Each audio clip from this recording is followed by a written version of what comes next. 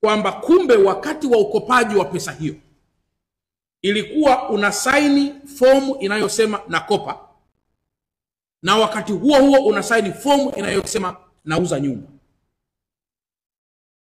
Lakini kisheria tunaangalia ilikuwa ni mkopo au ilikuwa ni uuzwaji wa nyumba.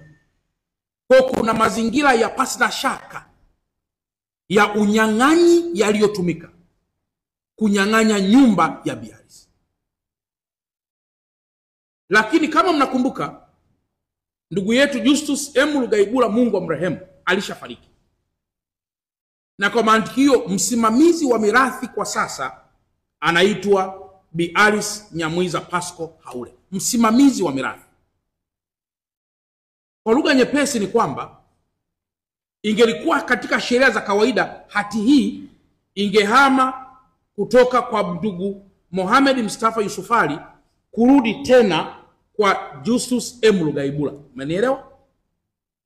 Lakini kwa sababu Lugaibula amefariki, hati inarudi kwenye jina la msimamizi wa mirathi. Nieleweke hapa kwamba Bi Alice anaonekana kwenye hati hii sio kama mmiliki, bali kama msimamizi wa mirathi. Inaweza ikatokea mzee Justus Lugaibula marehemu inaweza kutokea kuwa alikuwa na watoto kwa Mama Alice, alikuwa na watoto nje ya Mama Alice. Watoto wale wanaweza wakawa si wa Mama Alice, lakini wana wajibu wote wa kisheria wa kufaidika na mirathi ya mali ya Justus. Kwa mantiki hiyo, Mama Alice anakuwa msimamizi wa mirathi, na inaweza kutokea Mama Alice akaenda kuuza yeye mwenyewe kwa sababu hati ipo kwa jina lake. Akifanya hivyo bila kushirikisha familia yote ama watoto wa ndugu Justus, Bi Alice atakuwa amecreate mgogoro mzito kuliko uliosolviwa muda huu. In person. Nimemuita kwa simu ndugu Mohamed Mustafa Yusuf Ali in person, na amekuwa akiniambia yuko South Africa kwa ajili ya matibabu. Nimemuita zaidi ya mara 10 kwa message na kwa simu. Ilipofika wiki fulani mbili, nilimueleza kwamba ninampatia only 5 days, then akishindwa tena kuja hapa katika ofisi hii, taratibu zingine zote za kisheria zitaendelea. Na ndugu Mohamed Mustafa Yusuf Ali amekuwa ni mtovu wa nidhamu wa kutumia majina hata ya familia Mheshimiwa Rais kinyume na utaratibu, kwa kuichafua na kuchafua viongozi wengine.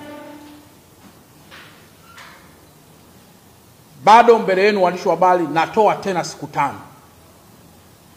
kwa Mohamed Yusuf Ali aje mwenyewe kama alivyoitwa kwa mkuu wa mkoa na kwa jeshi la polisi. Atakapofeli, tutatumia kila njia iliyo ya kihalali na ya kisheria kumleta hapa nchini kama yuko nje ya nchi. Tunafanya hivi ndugu zangu ili tusiwe viongozi wa kurupukaji tunapofanya maamuzi. Pande zote zisikilizwe, pande zote zionekane, ili mambo yote yaweze kuisha kwa mazungumzo na katika njia ambazo ni halali. Siku ile Babaunso amekwenda, alikuwepo nchini. The moment ameona mambo yanakuwa magumu, hayupo tena nchini. Kwa nitoe onyo kwa wale wote ambao wanahusika na masuala ya kujichukulia sheria mkononi, na hata hawa ambao walihusika. Nimepata taarifa kutoka jeshi la polisi kwamba taratibu za kisheria kali dhidi yao zinaendelea.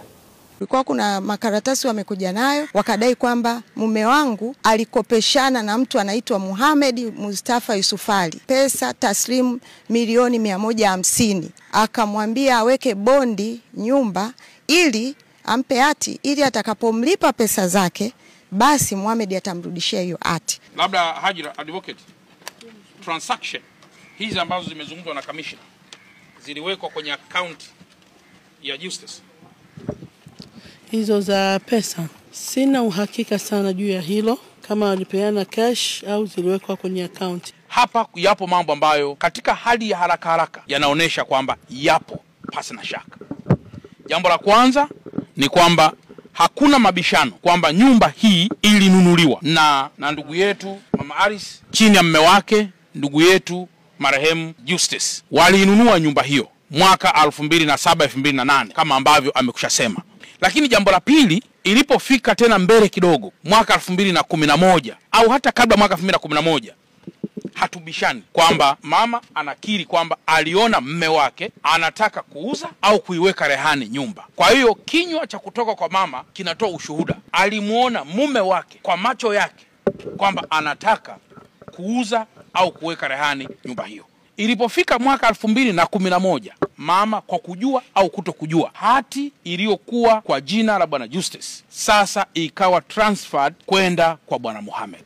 Mwaka 2011 kila kitu kikafanyika ikiwa na mauzo ya milioni 262 na laki 5, kwamba nyumba imeuzwa kutoka kwa bwana Justice kwenda kwa ndugu Mohamed.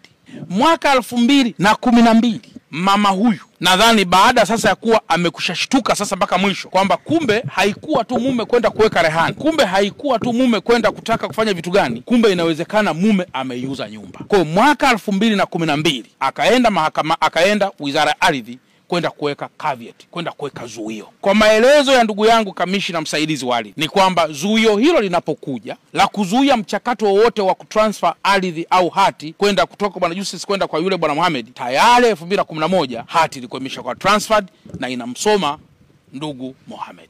Jeshi la polisi kutoka mwaka 2013 liliomba nyaraka za transfer ili liweze kujiridhisha kuhusu umadhubuti wake, na bado tena likarudia tena jeshi la polisi tena kuomba tena nyaraka mwaka 2000 tena na zaidi kuomba nyaraka ili kuweza kujithibitishia kuhusu uhalali wa nyaraka hizo. Bwana huyu Mohamed ni tapeli ambaye ameiokota nyumba na kuanzisha mgogoro nje baada ya kufa kwa mmewe? Jibu ni hapana, kwa sababu transfer hii imefanyika mume bwana Justice akiwa hai, ambaye amekuja kufariki mwaka 2022, miaka karibu 11 baada ya hati kwa transfer.